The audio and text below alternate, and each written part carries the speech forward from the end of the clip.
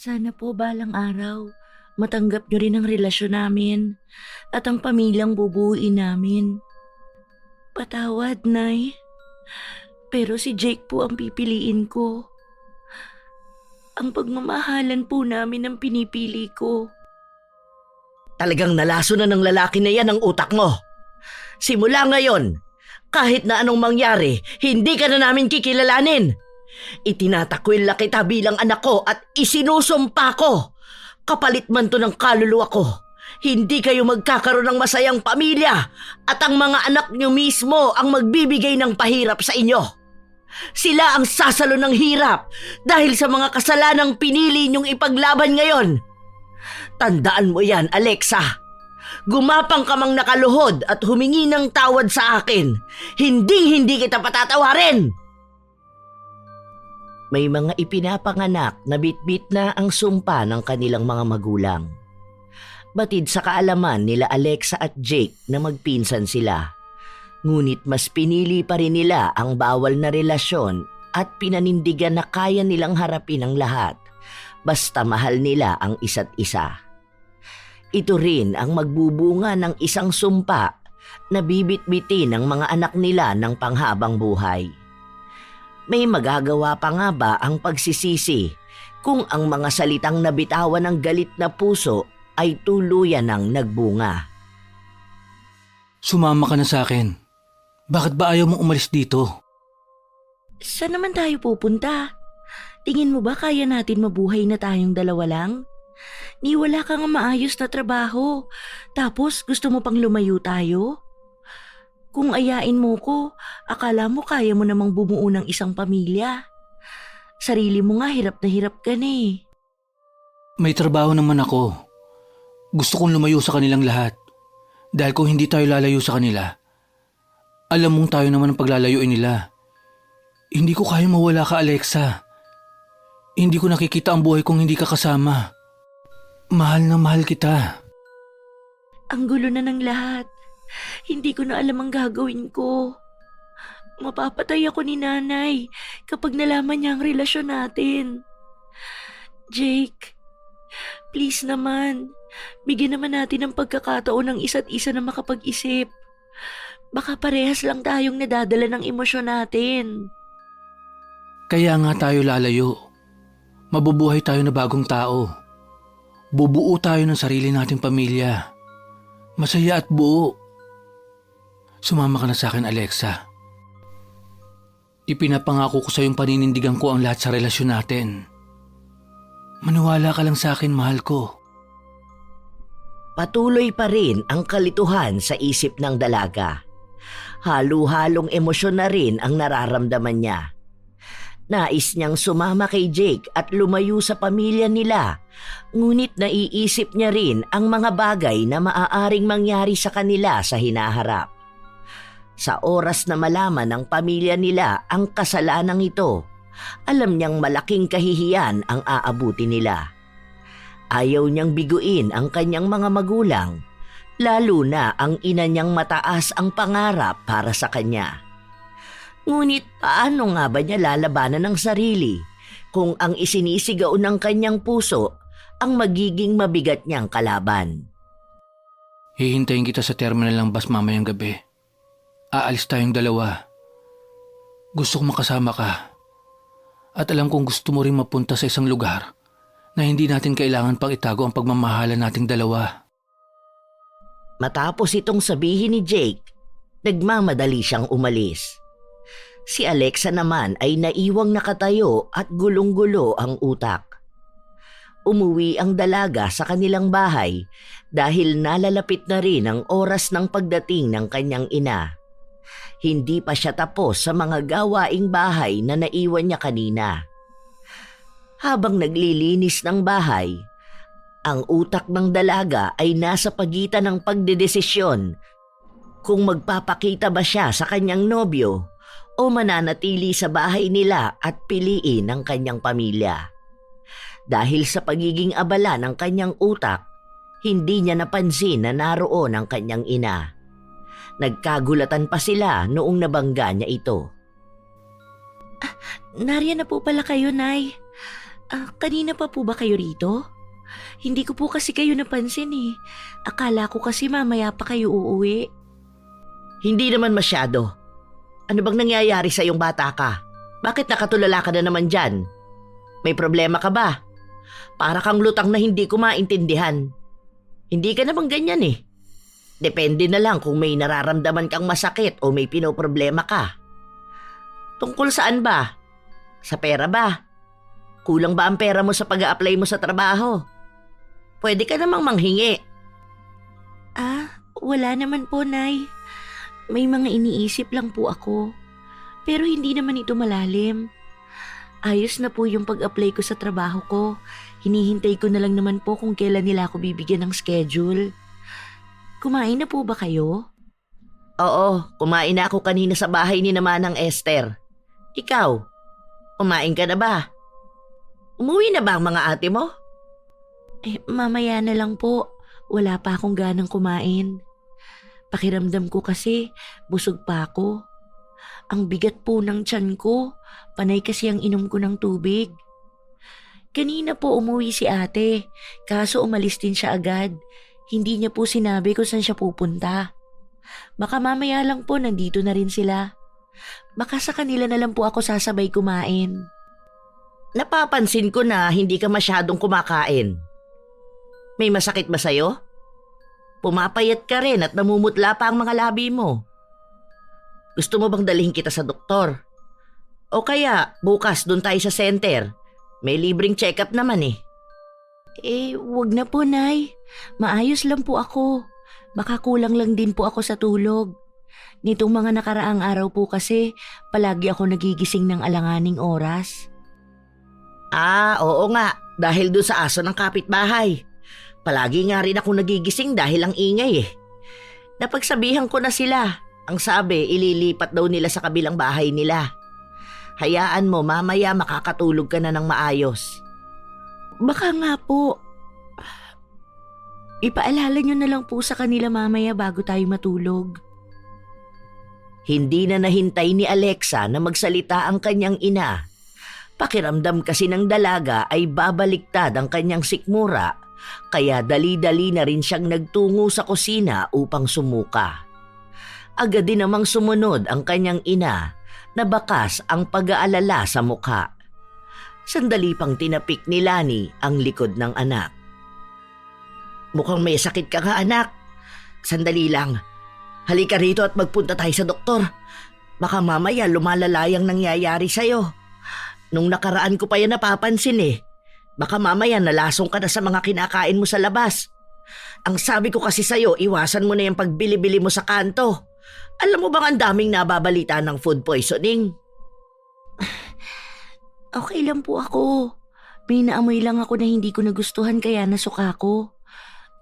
Mabaho lang po talaga. Parang ang lansa na hindi ko maintindihan. Basta hindi siya gusto ng ilong ko. Ang sakit pa sa ulo. Hindi po ako nalason. May naamoy ka? Hindi kaya buntis ka? May nobyo ka na ba at hindi mo man lang sinasabi sa amin? Naku talagang bata ka. Hindi po ako buntis, Nay. Sadyang masama lang po ang timpla ng tiyan ko at may mabaho naman po talaga akong naamoy. Baka rin dahil to sa paglilinis ko kanina. May patay na daga po kasi ako nakuha sa ilalim ng sofa eh. Sigurado ka bang hindi ka buntis?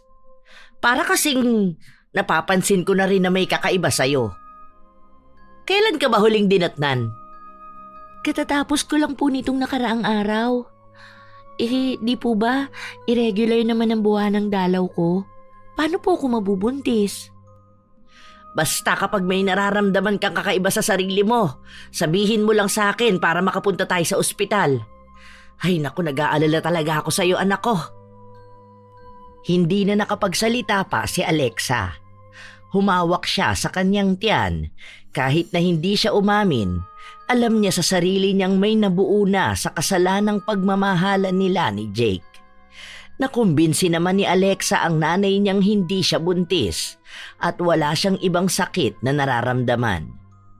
Nang kinagabihan na yon, nagdesisyon ang dalaga na sumama sa kanyang nobyo. Wala na siyang ibang kayang maging desisyon Dahil kung tunay nga na may bata sa sinapupunan niya, kailangan na nilang manindigan sa pagmamahala nila.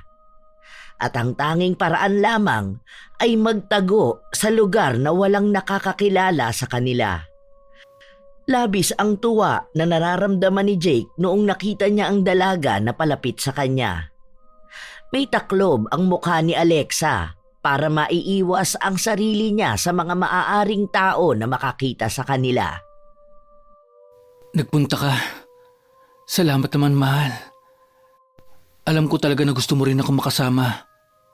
Pinapangako ko sa'yo na hindi ka magsisisi sa desisyon mo. Tara na, umalis na tayo. Baka may makakita pa sa atin eh. Alam kong hindi ito tama, pero hindi ko kayang malayo sa'yo. Lalo nang hindi ko kayang buhayin ang anak natin na wala ka. Karapatan ng bata na magkaroon ng isang buo at masayang pamilya. Buntis ka? Hindi ako sigurado, pero pakiramdam ko buntis ako. Ang dami kasing signs eh. Hindi rin ako dinatnan ng 2 buwan. Nagpapanggap lang ako sa bahay dahil ayoko may makahalata sa kanila. Munti ka na nga akong mahuli ni nanay, pero mabuti na lang at nalusutan ko siya. Hindi napigilan ni Jake na magdiwang dahil sa kanyang narinig. Binuhat niya ang dalaga at masaya niya itong niyakap. Kahit na may mga taong nakakapansin sa ginagawa nila, isinantabi yon ni Jake dahil ang mahalaga lamang para sa kanya ay ang balitang ibinahagi sa kanya ng kanyang nobya. Sa wakas, alam ko makakabuo na tayo ng isang masayang pamilya. Malayo sa kanilang lahat.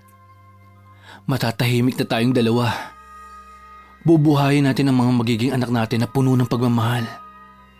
Ipinapangako ko sa iyong magiging isa akong mabuting ama para sa kanila at mabuting asawa sa iyo. Hindi mo kailanman pagsisisihan na ako ang pinili mong mahalin. Pangako ko sa iyo yan, mahal ko. Hindi kumibo ang dalaga.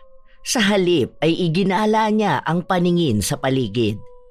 Nag-aalala siya na nasundan siya o hindi kaya ay hinahanap na siya sa kanila. Umalis na tayo. Baka maabutan pa tayo rito. Sumakay na ang dalawa sa bus. Inabot ng ilang oras ang naging biyahe nila bago sila nakarating sa isang tago at liblib na probinsya. Hindi alam ng dalaga kung paano nalaman ni Jake ang lugar na ito. Marahil ay may mga kaibigan siya o matagal nang nakaplano ang pag-alis nila. Kakaunti lamang ang bilang ng mga bahay na makikita sa paligid. Halatang hindi pa ito masyadong napupuntahan ng karamihan. Nakakaramdam naman ng takot si Alexa dahil na rin sa kung paano sila tingnan ng mga taong nakapaligid sa kanila. Sigurado ka bang magiging ligtas tayo rito? Natatakot kasi ako eh. Oo, ligtas tayo rito. May nakuha na akong paupahang bahay. At dito tayo magsisimula ng ating pamilya. Huwag ka nang mag-alala. Wala ni isa sa mga kamag-anak natin ang makakakita sa atin dito. Kahit sino sa mga kapatid ko, hindi alam ang lugar na ito. Isang kaibigan ko lang ang may alam at hindi niya sasabihin kahit kanino ang sikreto natin. Magtiwala ka lang. Pinagplanuhan ko na ito. Kaya alam kong kahit ipahanap pa tayo ng mga magulang mo, hindi nila tayo matatagpuan. Paano naman yung mga tao rito? Sigurado ka ba na ni isa sa kanila hindi kilala ang sino man sa pamilya natin?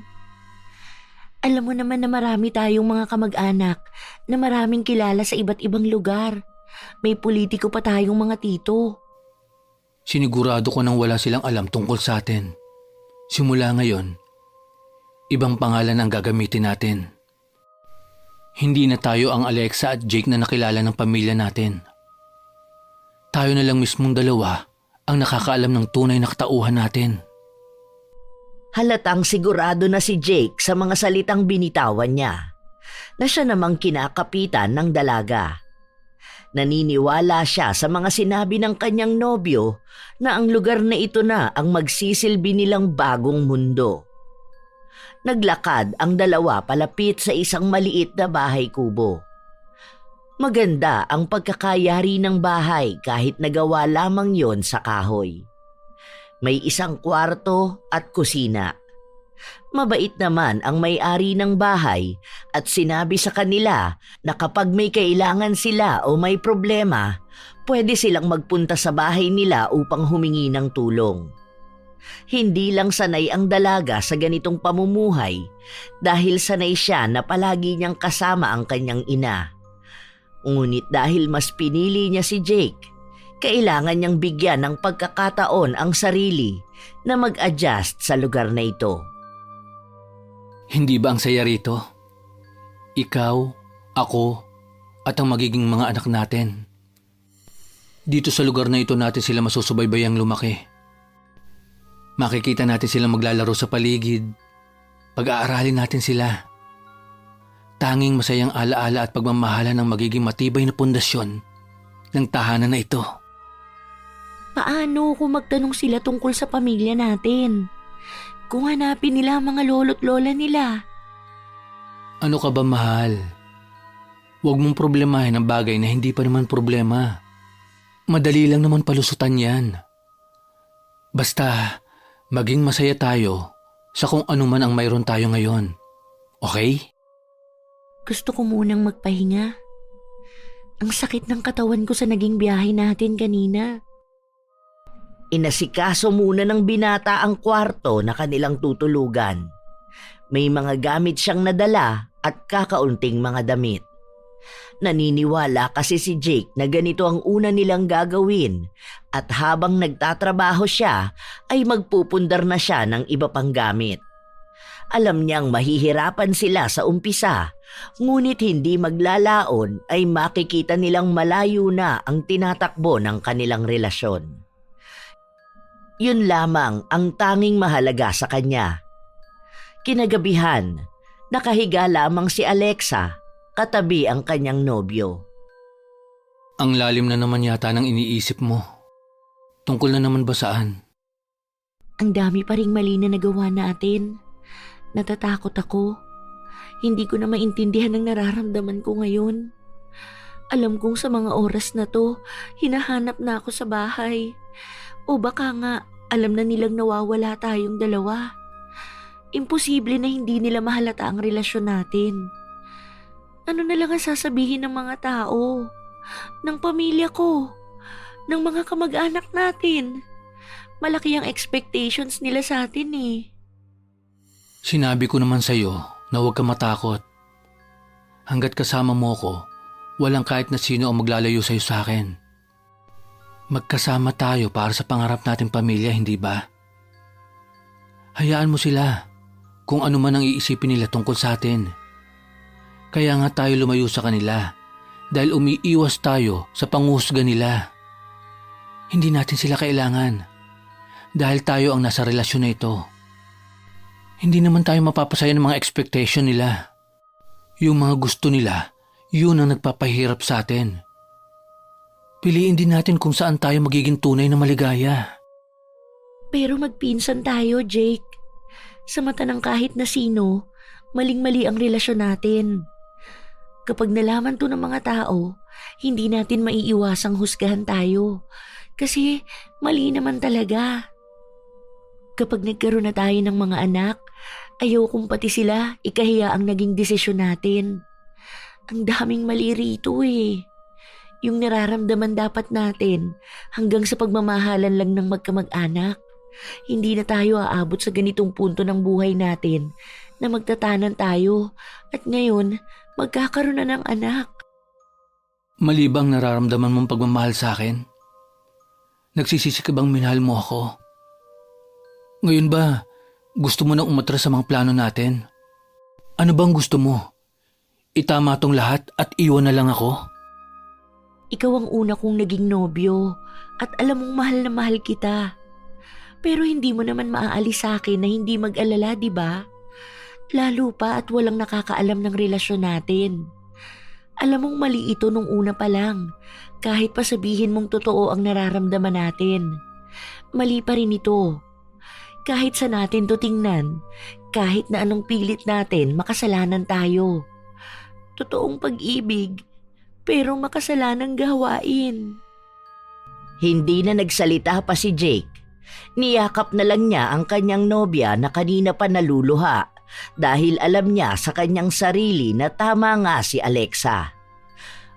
Maling-mali ang naging desisyon nila sa buhay, ngunit hindi naman niya kayang itama ito. Dahil ang kapalit ng pagtama sa kamalian ay ang paglayo sa minamahal. Lumipas ang mga araw, unti-unting naging maayos ang lahat. Naging masaya sila na magkasama. Tila ba nawawala na rin sa kaisipan ni Alexa ang ginawa nilang pagtatanan ni Jake. Naging normal na lang ang araw-araw nila. Inililihis ang utak sa kasalanan na sinimulan nilang yakapin. Hindi ka ba gaanong lumalabas, mahal? Lumalabas lang ako kapag may bibilhin, pero madalas kasi kumpleto na itong mga dinadala mong grocery eh. Kaya dito lang ako sa bahay. Bakit mo naman naitanong? Iniisip ko lang na baka kasi naiinip ka rito at gusto mo maglakad-lakad sa labas.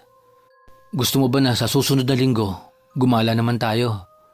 Para naman hindi ka palagi nakakulong lang sa bahay. Tapos mag-isa ka lang rito. Iniisip rin naman kita. Hindi na. Sanay naman ako na palaging nasa bahay eh.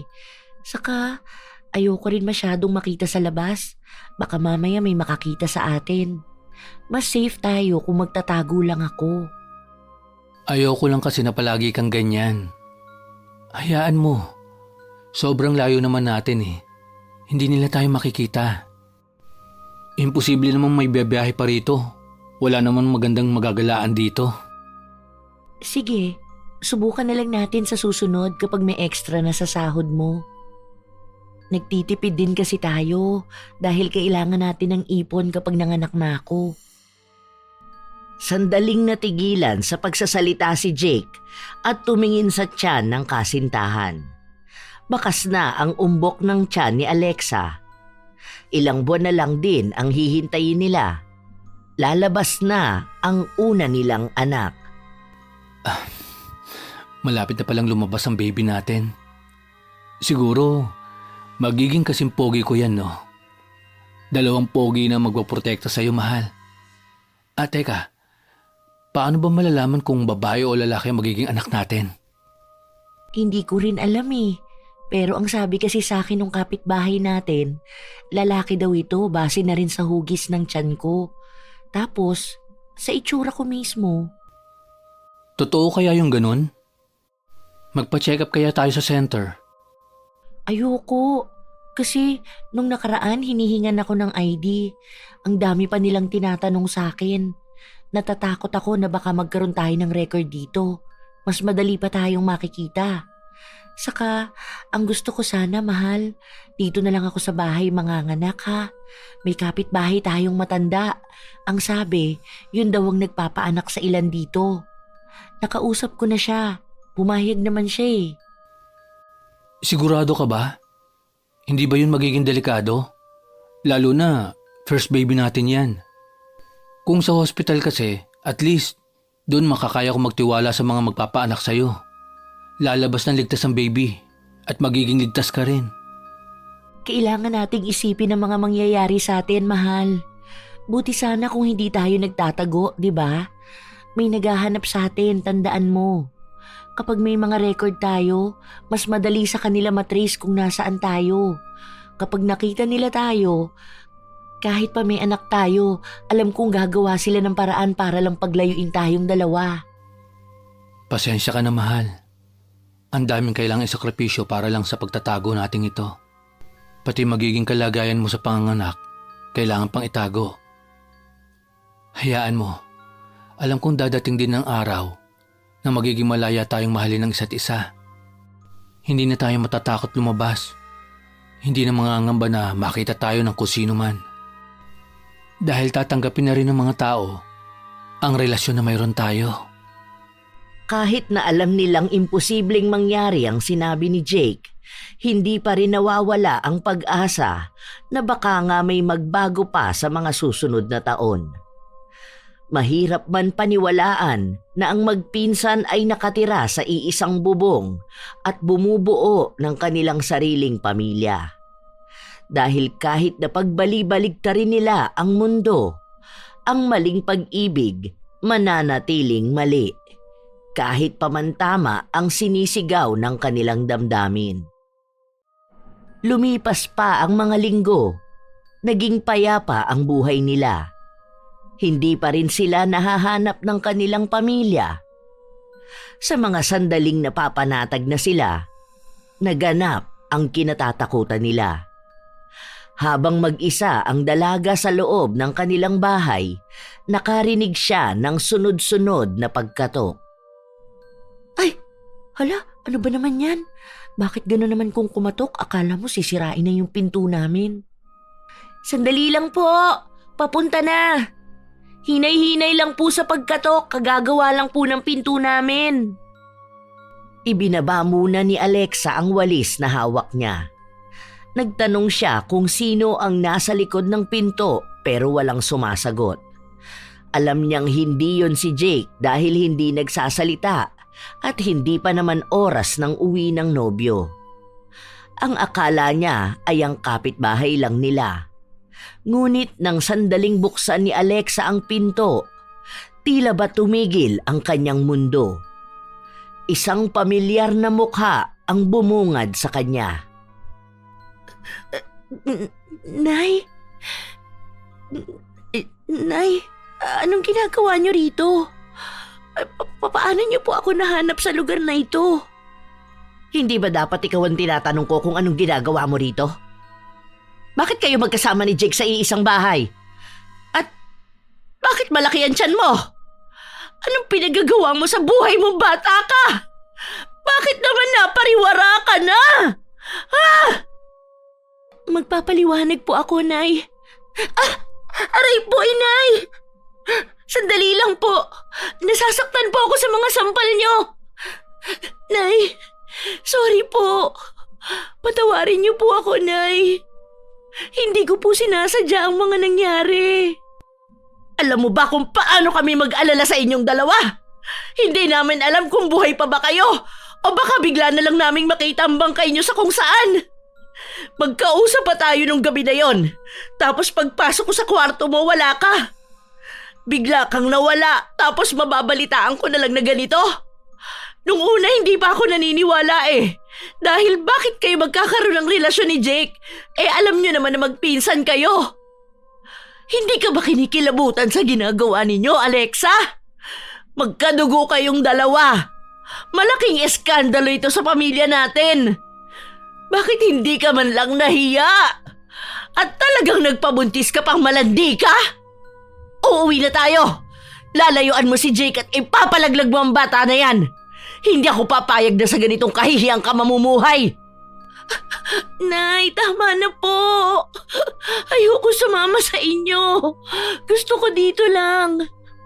Mahal namin ni Jake ang isa't isa. Gusto na namin bumuo ng isang pamilya, kaya hayaan niyo na kami. Masaya na po kami. Hayaan niyo naman po sana kaming maging masaya sa desisyon namin sa buhay. Kaya naman naming buhayin ang magiging anak namin eh. Kayo na lang po ang umalis. Gusto niyong bumuo ng sariling pamilya? Bakit? Nasaan ba ang lalaki na yon? Hindi mo na siya makikita dahil tinakbuhan ka na niya. Duwag siya at mga baboy kayo. Kahihiyang kayo sa pamilya natin. Oo, maraming naging problema ang lahi natin. Pero ni isang beses walang gumawa ng ganyang klase ng kababuyan. Walang mas masahol pa sa kasalanan na ginawa ninyo ni Jake.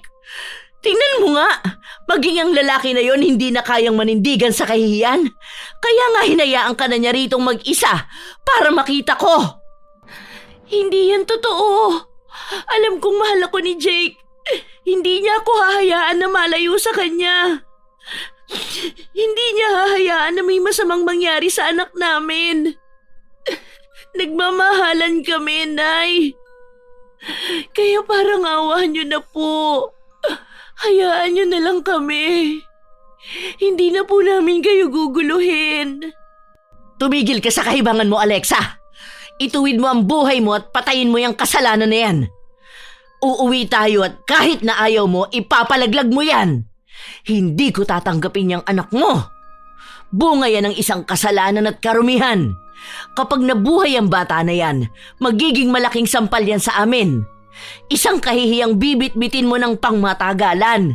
Kaya hanggat may pagkakataon pa, kailangan na yang alisin. Nay, please po. Huwag naman po ang anak ko. Parang awa niyo na po. Nakakahiya ka, Alexa!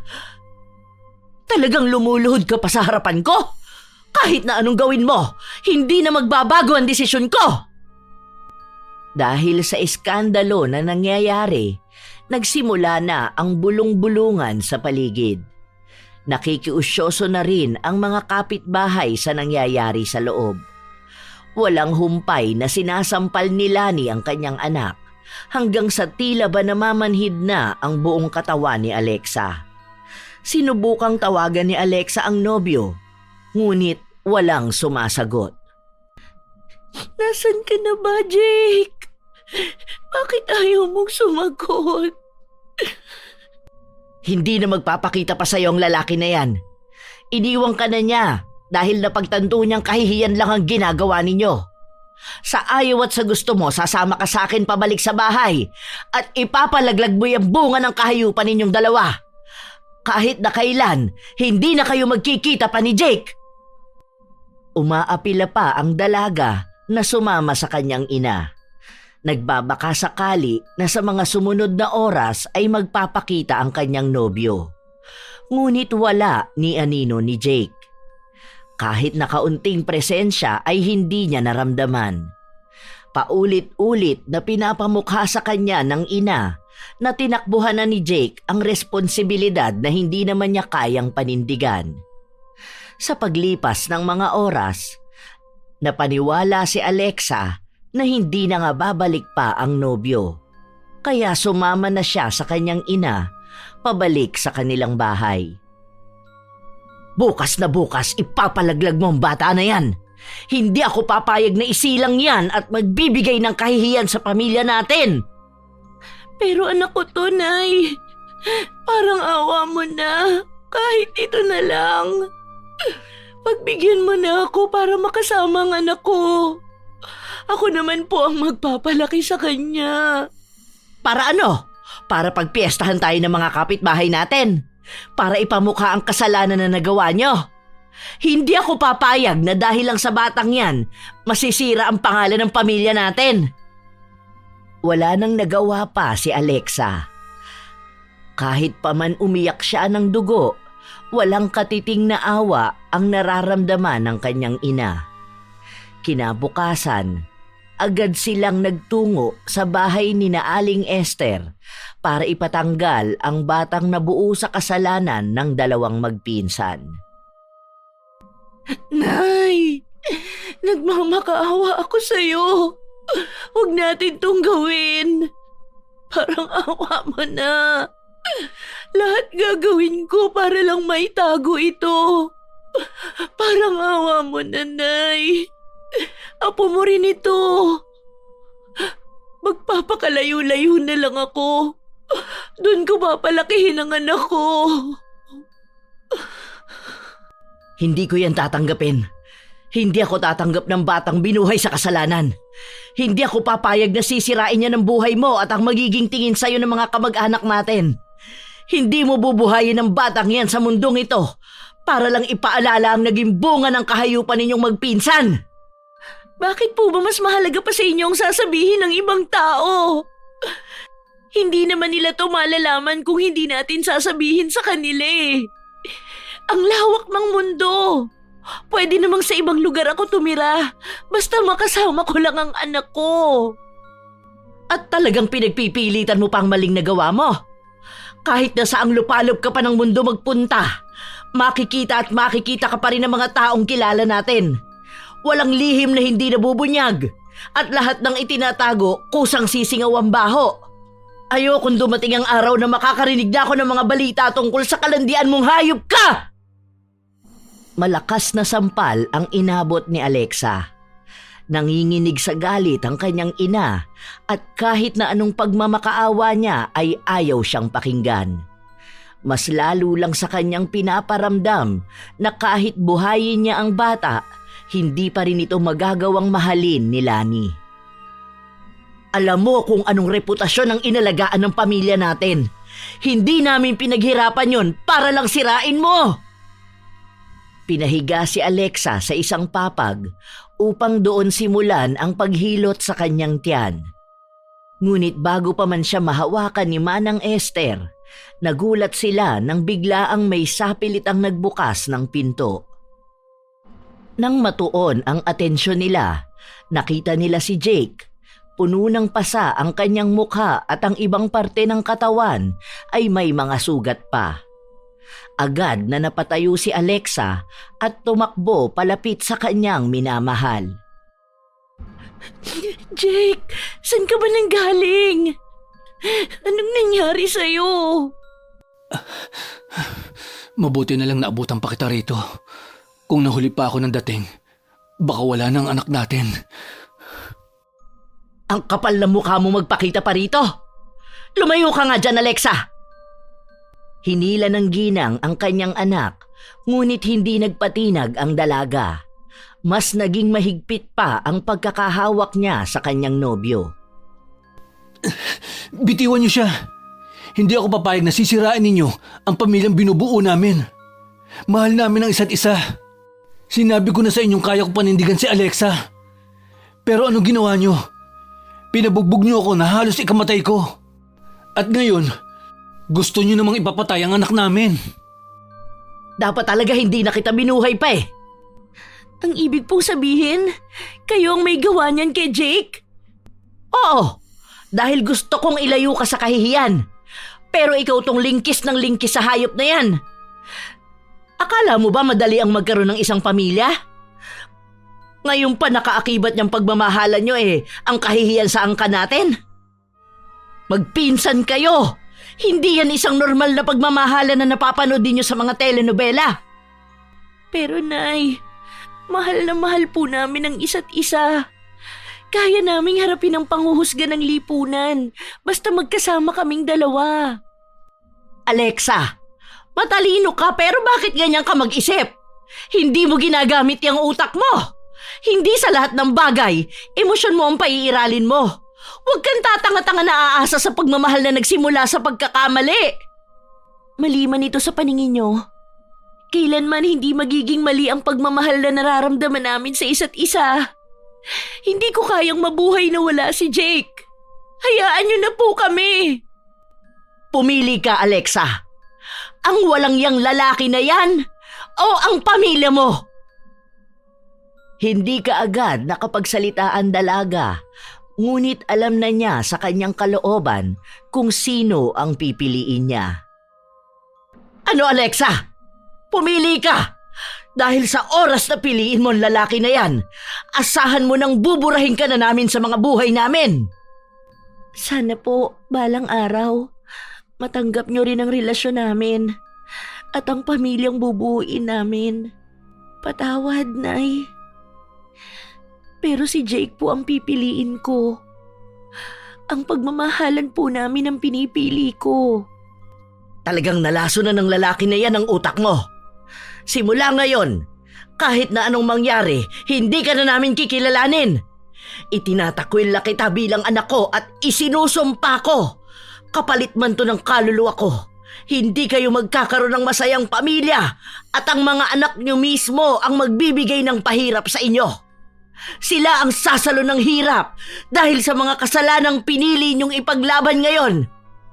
Tandaan mo yan, Alexa. Gumapang ka mang nakaluhod at humingi ng tawad sa akin. Hindi kita patatawarin. Biglang humangin ng malakas matapos itong sabihin ni Lani. Baka sa mga mata niya ang galit na nararamdaman dahil sa pinili ng kanyang anak. Umalis na rin ang dalawa at nagpakalayo-layo. Mas pinili nila ang pagmamahalan kaysa sa kanilang mga sariling pamilya. Nagpunta sila sa isang malayong isla kung saan walang sino man ang makakakilala sa kanila o makakaalam ng tunay na kwento ng buhay nila. Sa paglipas ng panahon, tuluyan na ngang itinakwil ng magulang niya si Alexa hanggang sa nanganak na siya sa kanilang panganay. Ang pogi naman ng baby natin. Halatang mana sa tatay niya. Magkamukha kayo ng mata at ang salabi naman kahawig sa akin. Mabuti naman maayos ang anak natin, no? Sa totoo lang, kinabahan talaga ako sa maaaring mangyari. Tungkol pa rin ba yan sa sumpa na sinabi ng nanay mo? Siguro wala naman yun, mahal. Nadala lang din ng galit si tita. Dahil nga, hindi niya inaasahan na kami ng magiging anak mo ang pipiliin mo. Pero siguro, darating din ng araw, matatanggap din nila ito. Sa ngayon, huwag ka na muna magpaka-stress, ha? Tandaan mo, lahat ng bagay ay nagiging maayos pagdating ng araw. Matatanggap din nila ang anak natin. Kahit hindi sabihin ni Alexa, hinihiling niya rin na sana'y nasa tabi niya ang kanyang ina at aalalay sa kanya dahil ito ang unang beses niyang magkakaroon ng anak. Marami pa siyang mga bagay na hindi alam, pero dahil ayaw niyang istorbohin ang kanyang ina at humingi ng tulong, sinikap na lang niya na gawin ang kaya niya. Nagtatanong siya sa mga kapitbahay nila ng mga maaari niyang gawin kung paano niya maaalagaan ang kanyang anak. 2 taon pa lamang ang panganay nila. Nagkaroon sila ng isa pang anak. Doon na nagsimulang makaramdam lalo ng paghihirap ang dalawa. Wala na tayong pambili ng gatas ni Riri. Tapos may lagnat pa si TJ. Pinainom ko ng oregano na pinakuluan ko kanina, pero ang tigas pa rin ang ubo niya eh. Ang init niya rin. Gusto ko sana siyang dalhin sa bayan bukas para maipa-check up. May extra ka pa ba? Bukas na ba kailangan? Wala na akong pera dito eh. Pamasahe ko na lang ito papasok sa trabaho bukas. Tapos, naghahanap ako ng ekstrang trabaho para may ipambayad tayo sa kuryente. Baka maputulan tayo. Kawawa naman ang mga bata. Wala na bang ibang pwedeng gawin? Baka bukas maging okay na rin si TJ. 2 araw na nga yung ubo niya eh. Nagtatanong ako sa kapitbahay anong pwedeng gawin. Ayun nga, may nagbigay sa akin ng oregano. Kaso lang di naman iniinom ng bata dahil ayaw niya ng lasa. Kung sa gamot naman, hindi ko alam kung anong pwedeng bilhin. Natatakot ako na baka mamaya mali yung maipainom ko. Lumala pa lalo ang sakit niya. Hindi ko na alam. Sandali lang. Babalik ako. Saan ka pupunta? Anong oras na? Pupuntahan ko sina paring Chris. Dahil yun may baby sila. Itatanong ko sa asawa niya kung may natira pa silang gamot. Para sana mapainom kay TJ. Hintayin mo lang ako rito. Halos 1 linggo rin ang inabot ng ubo ng kanilang anak dahil kung ano-anong gamot na lang ang pinainom nila. Hindi kasi makapagbigay ng pera si Jake para madala sa ospital ang bata. Kahit na medyo tumagal, gumaling din naman ang kanilang anak. Sa paglipas ng mga araw, sunod-sunod ang naging problema nila. Nawalan ng trabaho si Jake at nagkaroon pa ng bagyo. Mahal, paabot naman ng mga ginupit kong galon. Para ilalagay ko rito sa mga tumutulo sa bubong natin. Ang dami na pala, no? Kailangan nang mapalitan nito. Marami pa nga dun sa may higaan. Kaya dun ko pinagtabi sa gilid yung mga bata dahil baka mabasa sila. Ang lakas pa naman ng ulan. Nakakatakot din yung hangin. Gumagalaw yung bubong natin. Baka mamaya tangayin yan, mahal. Naglagay na ako ng gulong dyan. Hindi na yan tatangayin. Bukas ng umaga, kapag hindi na masyado maulan, aayusin ko ang bubong. Ay, kailan kaya tayo makakalipat ng bahay? Naaawa na ako sa inyo ng mga anak natin. Hindi ganitong buhay ang ipinangako ko sa'yo. Magiging maayos din ang lahat, mahal. Pagsubok lang to sa atin. Hanggat magkakampi tayo, kaya nating harapin ang anumang hamon ng buhay. Nakikita ko naman na ginagawa mo ang lahat eh. Hindi pa lang siguro umaayon ang lahat sa atin. Pero kaya natin to. Ang daming dahilan para sumuko sila. Pero dahil mahal na mahal nila ang isa't isa, alam nilang darating din ang araw na giginhawa sila. Ngunit habang tumatagal, lalong humihirap ang lahat. Hindi na nagkaroon pa ng matinong trabaho si Jake. Kadalasan ay 1 linggo lang siya nagtatagal. Minsan naman ay araw lang. Kahit ang mga pagkain nila ay nahihirapan na silang bumili. Isang gabi, nakaupo ang mag-asawa sa labas ng bahay. Habang tulog ang mga anak nila, nagkaroon sila ng malalim na usapan. Ang hirap na, mahal. Hindi na tayo makakain ng maayos. Tapos hindi na natin mabigyan ng maayos na buhay ang mga anak natin. Malapit na mag-5 taon si TJ. Tapos susunod dito, kailangan na natin siya pag-aralin. Eh di sa pasukan, papasukin na natin siya. Bibili na ako ngayon ng mga pwede niyang magamit para hindi tayo mabigatan. Hindi yun ang point ko rito. Hindi na natin kaya eh. Wala kang maayos na trabaho. May binabayaran tayong kuryente. Nakikikabit na nga lang tayo eh. Nakiusap na lang ako sa kapitbahay na sa susunod na buwan na lang tayo magbabayad sa kanila. Mabuti na lang, mabait sila. Isa na tayo pupulutin ito sa mga susunod. Gagawa natin ang paraan. Di ba? Hanggat mahal natin ang isa't isa, kaya natin lahat. Nawawalan ka na ba ng pag-asa? Hindi ako nawawalan ng pag-asa sa pagmamahala natin. Pero minsan hindi nawawala sa isip ko na maaaring tama nga si nanay sa mga sinabi niya noon. Paano kung ito na talaga ang sumpa? Nagsisisi ka na ba na ako ang pinili mo? Wala akong pinagsisisihan dahil mahal ko kayo ng mga anak natin. Ang bumabagabag sa akin ay yung sinumpa ni nanay sa atin. Paano kung ito na mismo yun? Masyado na tayong nahihirapan eh. Parang lahat ng gawin natin may hadlang. Mahal, makinig ka sa akin, okay? Walang sumpa. Hindi totoo mga ganyan. Gawa-gawa lang yan ng mga matatanda. Dahil gusto nilang matakot tayo sa mga maaaring mangyari sa mga salita nila. Hindi ba sa daming taong nanunumpa, tingin mo ba nagkakatotoo? E di sana, isinumpa na lang yung mga taong masasama. Yung mga tao na mas malala pa ang ginawa kaysa sa atin. Kaya huwag ka na masyado mag-isip. Kasi hindi lang tayo ang naghihirap. Kasama talaga ito sa pagbuo ng isang pamilya. Hindi lang talaga maalis sa utak ko. Tuwing may nangyayari sa atin, yun agad ang naiisip ko. Simula ngayon, kalimutan mo na yung sumpa-sumpa na yan. Ilang taon na tayo nagsasama. Baka bigla mo lang yung naiisip kasi mismo na ang pamilya mo. Tama ka nga siguro. Pero tingin mo ba, dapat magtrabaho na rin ako? Para naman matulungan na kita.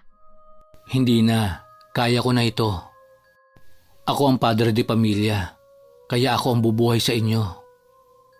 Kapag nagtrabaho ka, sino na lang ang mag-aalaga sa mga anak natin? Bata pa sila at ang gusto ko, mapagtuunan mo sila ng pansin. Gusto ko, nasa tabi ka nila.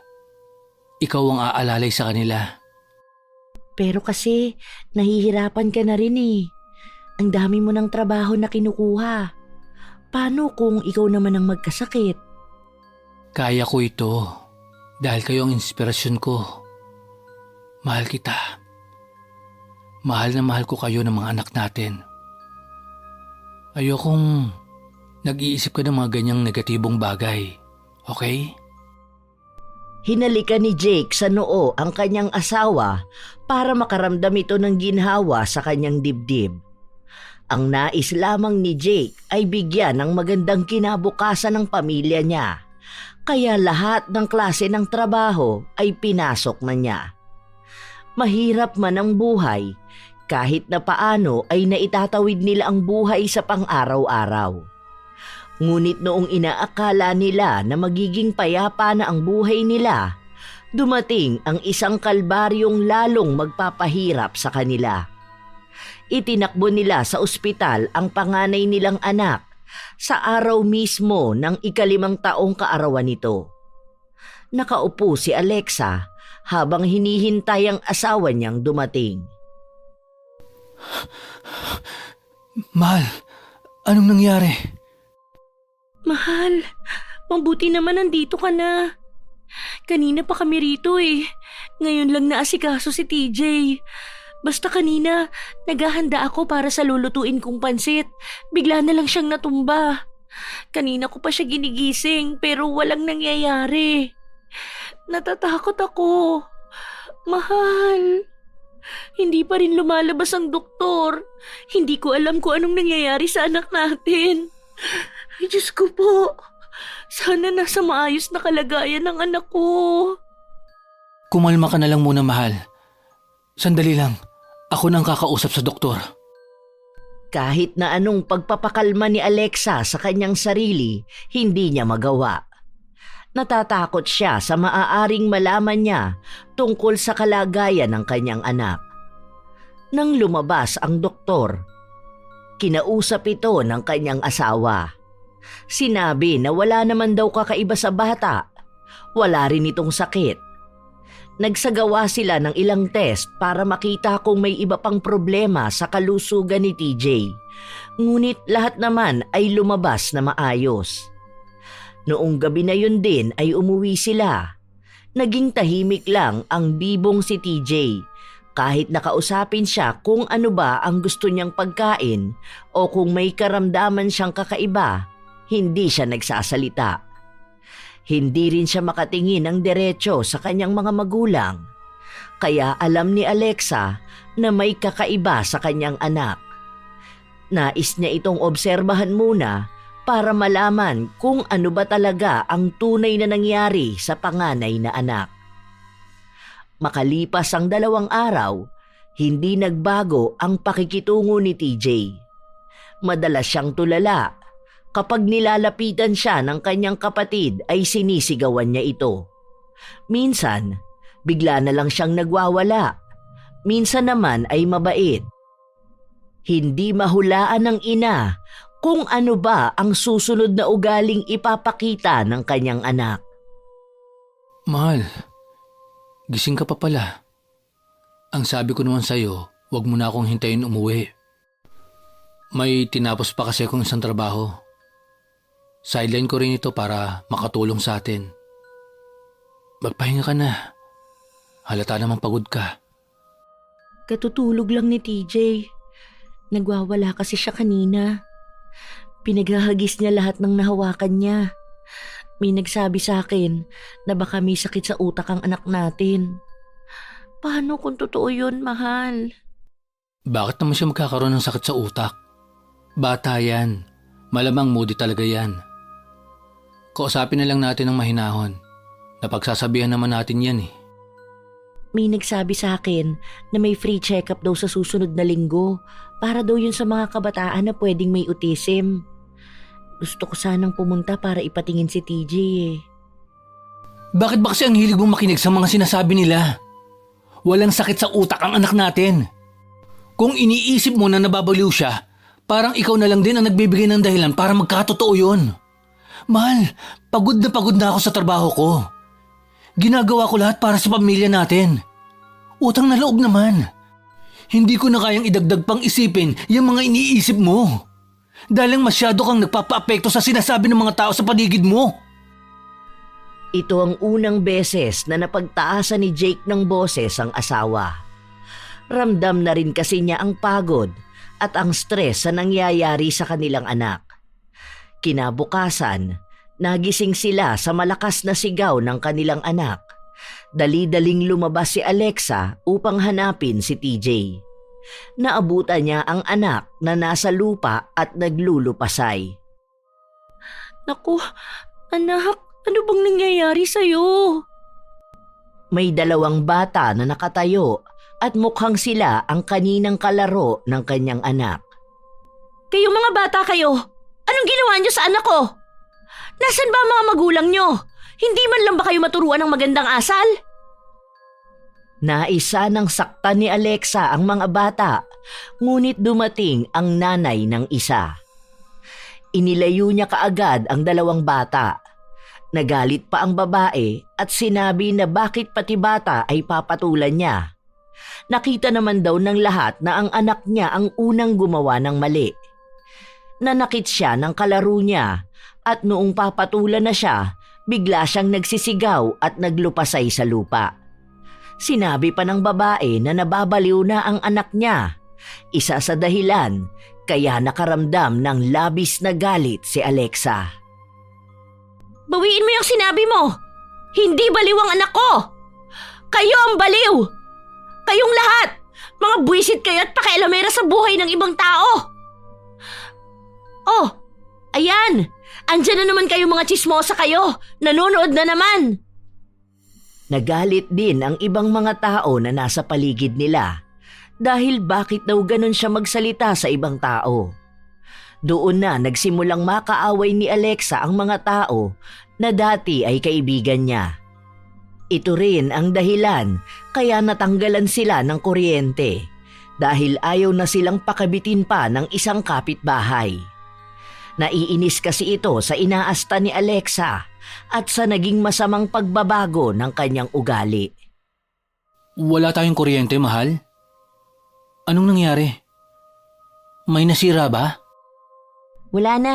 Tinanggalan na nila tayo dahil ayaw na nilang tumulong sa atin. Ayun, ang mga bata nasa loob ng kulambo naliligo sa pawis. Ano ba naman kasing buhay tong meron tayo? Palala ng palala ang kamalasan. Buisit! Mahal, huminahon ka nga. Ako na ang kakausap sa kanila. Para pakabitin muna tayo. Hindi pa natin kaya magpalagay ng sarili nating kuryente. Dahil mababa lang naman ang kita ko. Sapat lang ito para may makain tayo. Kahit anong pakiusap mo sa kanila, hindi ka pakikinggan ng mga yon. Nagagalit sila sa akin. Ano na naman ba kasi ang ginawa mo? Inaway mo na naman ba sila sa walang kwentang bagay? Dahil inaaway ng mga anak nila ang anak natin. Sinasabihan nilang nababaliw na si TJ. Ni hindi nga sila makatulong sa pag-aalaga sa anak natin. Pagod na ako sa ganitong buhay, Jake. Hindi na tayo umaangat eh. Lalo lang tayong naghihirap. Pabaon tayo ng pabaon. Tapos hindi ko na alam kung gagaling pa ba ang anak natin. May mali ba sa pagpapalaki ko sa kanya? Hindi na kumibo pa ang lalaki dahil alam niyang mabigat ang pinagdaraanan ng kanyang asawa. Gumawa na lamang siya ng paraan para magkaroon sila ng kuryente. May isa siyang kapitbahay na napakiusapan niya na tuwing gabi ay papakabitin sila ng kuryente para makatulog lang ng maayos ang mga bata. Umabot na ng 1 taon, walang nagbago kay TJ. Naging mas malala pa siya. Minsan ay may kinakausap siya na hindi nakikita ng iba. Nakakapanakit na rin siya kaya iniiwas na siya ng ina na makalabas o ang makalapit man lang sa kanyang kapatid. Unti-unti na ring tinatanggap ni Alexa ang kalagayan ng anak. Kaya hindi na siya nag-aksaya pa ng pera para ipagamot si TJ. Nais na lang niyang subaybayan ang paglaki nito kahit na sinabi ng iba na dalhin na sa mental hospital ang bata. Isang araw, umuwi si Jake at malayo pa lang siya, naririnig na niya ang sigaw ng kanyang anak. Bakit sigaw ng sigaw si TJ? Nasaan ba ang bata? Itinali ko. Ha? Anong sabi mo? Narinig mo naman siguro. Hindi na kailangan pang ulitin. Nababaliw ka na rin ba, Alexa? Bakit mo itinali ang anak mo? Nasaan siya? Hindi kumibo si Alexa, kaya si Jake na mismo ang naghanap sa anak nila. Naabutan niya ito sa kabilang kwarto kung saan naroon ang bata. Nakatali ang dalawang paa nito. Sa awa ni Jake, kinalagan niya ang anak at inilabas. Bakit mo pa nilabas yan? Dito lang magwawala yan, marami pa akong gagawin. Hindi pa ako tapos maglaba. At itong kapatid niya patutulugin ko pa. Talagang baliw ka na rin, Alexa? Oo! Oo, nababaliw na rin ako. Dahil sino ba namang hindi mababaliw sa buhay na meron ako? Sino ba namang tao ang mananatiling matino kung ganitong klaseng pamilya ang meron siya? Pagod na ako, Jake. Hindi ko na to kinakaya. May sakit sa utak ang anak natin. Hindi ko alam kung paano siya kontrolin. Hindi ko siya makausap. Hindi siya tumitigil sa kasisigaw at pagwawala. Napapagod na ako. Ayoko na. Ayoko na, Jake! Ayaw mo na? Ngayon ka biglang aayaw? Andito na tayo, Alexa. Andito na tayo sa pamilyang binuo natin, sa pangarap natin. Hindi lang ikaw ang napapagod. Lahat ginagawa ko. Kahit hindi na ako kumain o matulog basta makakuha lang ako ng sapat na pera para sa pamilya natin. Hindi lang ikaw ang nahihirapan kapag nakikita mo si TJ na ganito.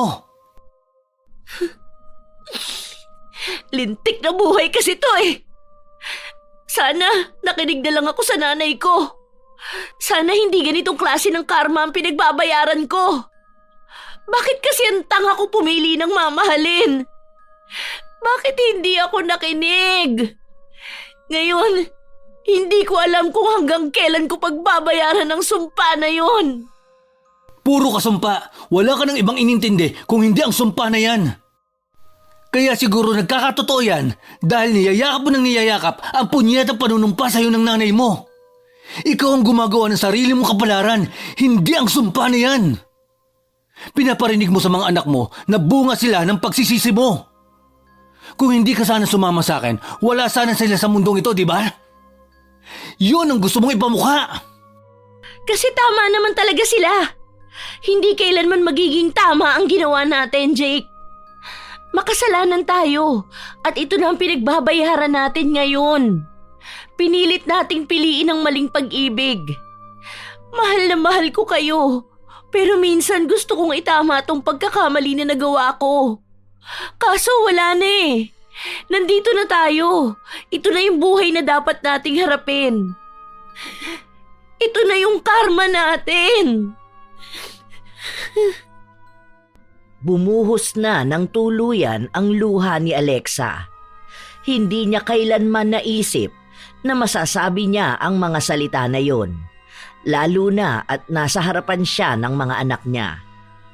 Umiiyak ang dalawang bata. Nangangarap siya noon na magkaroon ng isang bahay na puno lang ng pagmamahalan. Ngunit tunay ngang kailanman hindi tahimik ang tahanang itinayo sa pagkakasala. Sa paglipas ng mga buwan, sumapit na rin ang ikalimang kaarawan ng bunso nilang anak. Sa hindi inaasahan, parehas na ang dalawang bata na nakakaranas ng kakaibang sakit sa kanilang pag-iisip. Dalawa na ang inaalagaan ni Alexa. Parehas na nagwawala kaya palagi niyang itinatali. Wala na siyang nakikita pang kahit na anong pag-asa sa buhay niya. Hanggang kailan ba tayo magiging ganito? May mas lalala pa ba sa nangyayari sa buhay natin? Dalawang anak na natin yan eh. Ipinanganak naman natin silang normal. Pero bakit ganyan na? May nilapitan na ako makakatulong sa atin para tignan ng mga bata. Ang sabi, maaagapan pa naman daw yan. May mga gamot na kailangan para sa kanila. Kaya huwag kang mawala ng pag-asa, mahal. Huwag mawala ng pag-asa? Tingin mo ba may katiting pang pag-asa sa akin? Naghihirap na ang dalawang bata. Mas lalo rin tayong pinapahirapan. Ito na yun eh. Naaalala mo ba ang huling sinabi ni nanay? Na ang mga anak natin ang makakaramdam ng paghihirap. na sila ang magiging kabayaran ng mga kasalanan natin. Ginagawa na nila. Naaawa ako sa kanila dahil wala naman silang muwang sa mundo. Hindi sila ang nagkasala, pero bakit sila ang dapat na singilin? Ayokong maniwala sa sumpa. Pero nandito na sa harapan natin eh. Kahit ayaw mong paniwalaan yan, nangyayari na. Sa paglipas pa ng mga araw, lalong naghihirap si Alexa sa pag-aalaga sa mga anak niya. Dahil madalas na nakatali lang ang mga bata, bumabakat na sa balat nila ang linya ng higpit ng lubid. Nagsusugat yun. Hindi maatim ni Alexa na makita ang mga anak niyang ganon ang kinalalagyan, pero kailangan niyang tatagan ng loob. Nangangayayat din ang mga bata dahil ayaw nilang kumain. Nagawa ring patulugin ni Alexa ang dalawa niyang anak. Doon lang siya nagkaroon ng pagkakataon para gawin ang ibang gawaing bahay. Sakit ng ulo ko ah. Bakit kaya ako nahihilo? Baka kulang lang sa tulog at pahinga. Mamaya kapag natapos ako sa ginagawa ko, iidlip muna ako. Ibinaba ni Alexa ang bitbit niyang mga damit. Ilang sandali pa ay nakaamoy siya ng hindi kaaya-aya para sa kanya. Agad siyang napatakbo sa kusina at sumuka. Nang matapos yun, napahawak siya sa kanyang tiyan. Alam niyang maaaring may panibagong bata na namang sasalo ng sumpa. Nang makauwi ang asawa niya, agad niya itong sinabi. Ano bang kinakatakot mo? Ipapalaglag ko tong bata. Anong sabi mo? Kailangan kong patayin tong bata sa sinapupunan ko para iligtas siya sa kakaharapin niyang sumpa kapag isinilang siya. Ayoko magdagdag pa ng anak na maghihirap dahil lang sa nagawa ng mga magulang niya. Anak natin yan, Alexa. Gusto mong patayin ang sarili mong anak? Mag-isip ka nga ng maayos. Oo, handa akong tapusin ang buhay niya bago niya maranasan ang lintik na buhay na meron tayo. Ano, ipapanganak siyang normal pero kapag sumapit na siya ng 5 taong gulang, bigla na lang siyang mawawala sa katinuan? Kawawa lang siya kung masisilayan niya ang ganitong lipunan. Hindi mo ipalalaglag yung anak natin. Pagkakasala yung ginagawa mo. Matagal na akong nagkasala, kaya nga yun ang pinagbabayaran ng mga anak ko eh. Ngayon, ang pagkakasala na gagawin ko ay para sa ikabubuti naman ng magiging anak ko. Ayokong magsilang ng anak na magiging kabayaran lang din sa pinili kong kasalanan. Kahit nasabihin niyo ni Alexa, hindi niya pa rin nagawang kitilin ang buhay ng kanyang anak. Gusto niyang panindigan na wala ng batang isusumpa, ngunit hindi maatim ng kanyang konsensya, napapatay siya ng walang muwang na bata. Nahihirapan siya sa kanyang desisyon. Wala siyang mapagtanungan. Wala siyang malapitan. Sa paglipas ng mga buwan, nagdesisyon siyang ituloy ang pagbubuntis habang inaalagaan ang mga kaawa-awa niyang anak. Isang araw, may pinuntahan siyang isang babaeng manggagamot.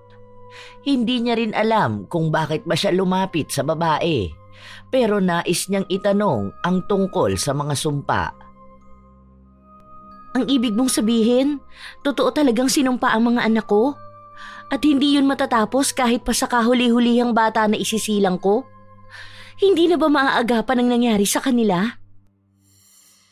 Nilinaw ng babae na ang sumpang bitbit ng mga anak niya kailanman ay hindi na maaalis sa kanila. Yun na ang kapalaran nila. Ang kailangan na lang niyang gawin ay baguhin ang kapalaran ng mga susunod niyang magiging anak.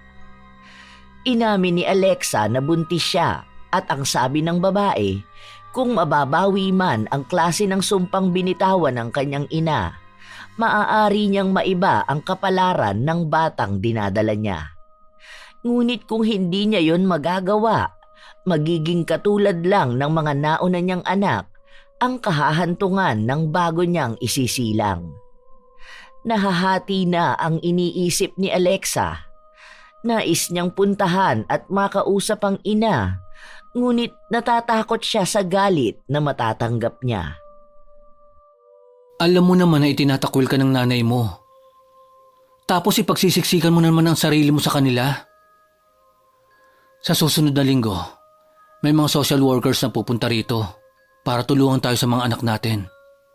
Dadalhin daw sila sa magaling na espesyalista para malaman ang depresya nila. Bakit kasi lumapit ka pa doon sa manggagamot na yon? Hindi naman totoo yung mga ganyan.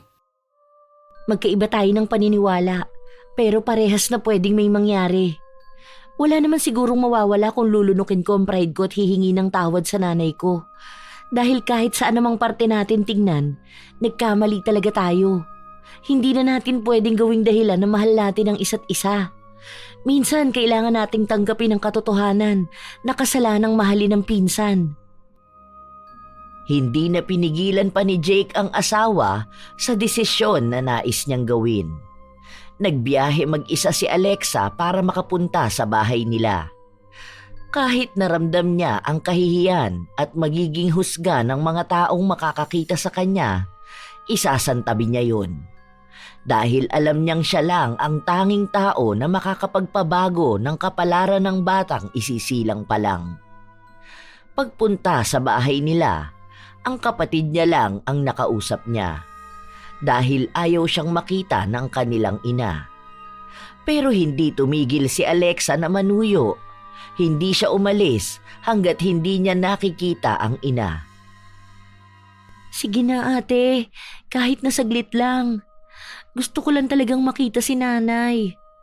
Aalis na rin ako matapos nito, kahit na hindi niyo na ako makita kahit na kailan. Pagbigyan niyo na ako. Parang awa niyo na. Lumuhod si Alexa sa harapan ng kanyang mga kapatid. Sinabi niya na kahit papahalikan nila ang kanilang mga paa ay gagawin niya. Bigyan lang siya ng pagkakataon na makausap ang ina. Pumasok sa loob ng kwarto ang kanyang ate at paglabas nun ay hinayaan na siyang pumasok mag-isa sa kwarto.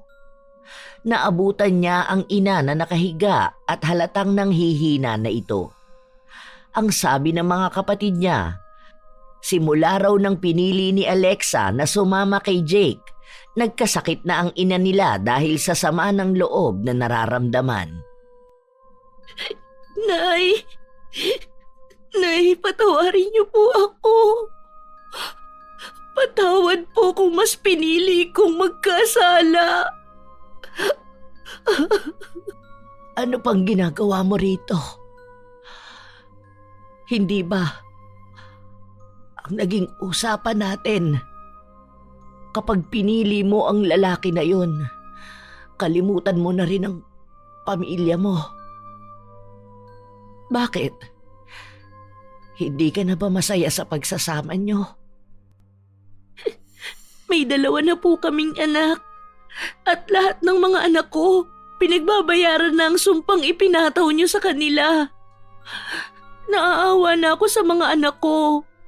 Pero wala namang ibang dapat nasisihin kundi ako eh. Gusto ko lang po humingi ng tawad sa'yo.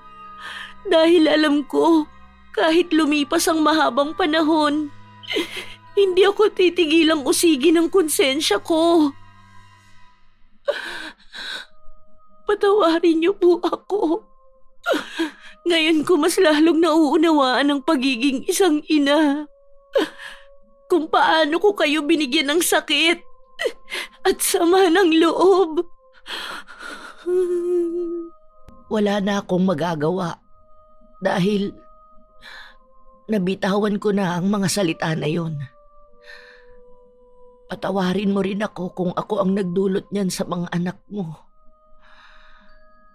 May mga pagkakataon lang talaga sa buhay na nagkakaasala tayo. At hindi natin inaasahan na may kapalit ang lahat ng kamalian natin. Pinili mong mahalin ang pinsan mo at pinili kong magbitaw ng sumpa galing sa galit kong puso.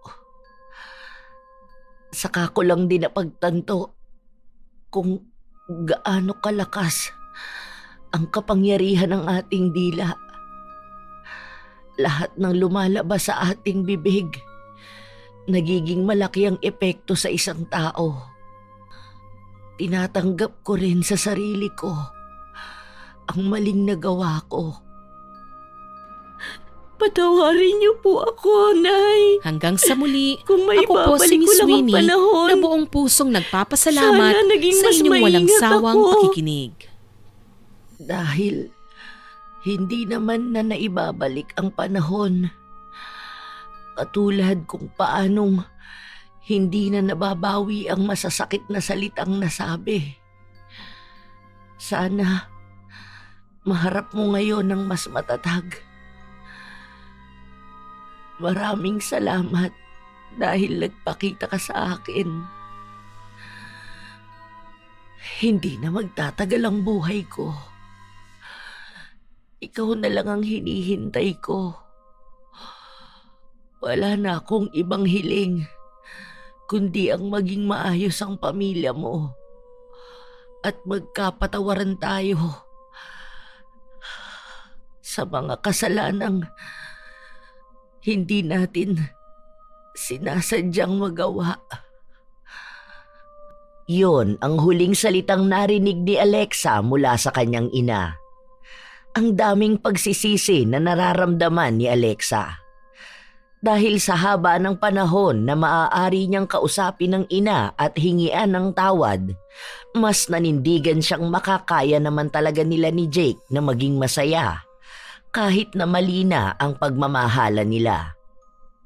Walang humpay na umiyak si Alexa habang paulit-ulit siyang humihingi ng tawad sa kanyang ina. Lumuwas ang mga kapatid ni Alexa para sunduin ang mga anak niya at asawa. Bago pala namatay si Lani, inihabili na siya sa kanyang mga kapatid na tulungan siya at ang kanyang mga anak. Kahit daw nagdala sila ng kahihiyan sa angkan nila, hindi pa rin naaalis ang pagmamahal ng kanyang ina sa kanya. Ang mga kapatid ni Alexa ang nag-asikaso sa mga bata. Naghanap sila ng espesyalista na titingin sa mga anak ni Alexa para malaman kung maaagapan pa ba ang problema nila sa isip. Nung huling beses kong nakausap si Nanay, ang dami kong realization. Tama pala talaga siya. Kahit na kailan, hindi natitiis ng magulang ang mga anak nila, kahit na anong klaseng kasalanan pa ang nagawa nila. Ako ang naging matigas. Siguro, kung hindi ko siya nakausap at namatay siya, baka mas malaking pagsisisi ang mararamdaman ko. Ang gaan pala sa pakiramdam na humingi ng tawad at makatanggap ng kapatawaran. Saka ko lang nalaman ang klase ng pagmamahal ng isang magulang nung naging magulang na rin ako. Lahat ng takot ko, lahat ng galit, handa akong saluhin mailigtas lang ang anak ko. Sana maging maayos ang susunod kong isisilang. Hinawakan ni Alexa ang kanyang tiyan. Hindi niya pa sigurado kung naputol na ba ang sumpa o mananatili nilang bitbit ito ng panghabang buhay. Ngunit umaasa pa rin siyang mabibigyan ng pagkakataon ang anak niyang mamuhay ng normal. Kahit pa man ang mundong kinabibilangan niya ay puno ng panghuhusga dahil sa relasyong mayroon ang kanilang mga magulang. Lumipas ang mga buwan, nanganak na si Alexa. Isang normal na bata, ngunit hindi nila sigurado kung mananatili itong normal kapag sumapit na siya ng 5 taong gulang.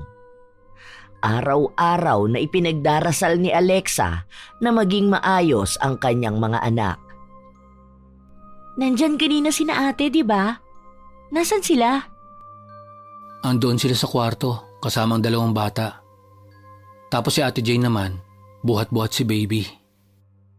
Salamat naman kahit na paano nakakatulong ang gamot para sa 2 bata. Bibihira na lang silang magwala. Natuturuan na rin sila at nakakausap. Sana magtuloy-tuloy na yan. Salamat na rin sa mga kapatid mo. Dahil kahit na mahirap sa kanilang relasyon natin, gumagawa pa rin sila ng paraan para tanggapin ito. Mali man natin itong sinimulan, sana may magawa rin tayong tama para sa mga anak natin. Tama ka nga sa mga sinasabi mo sa akin noon, na kahit anong gawin natin pilit, kailanman hindi tamang magmahal ng taong kadugo natin. Marami rin pala akong kasalanan na dapat kong ihingi ng tawad sa iyo. Sorry sa pagsisimula kong mahalin ka at ipagpilitang walang mali sa relasyon natin. Maraming panghuhusga ang mas lumapit sa mag-asawa dahil ang ilan nilang mga kamag-anak ay kinukutya at hinuhusgahan ang pamilyang binuo nila.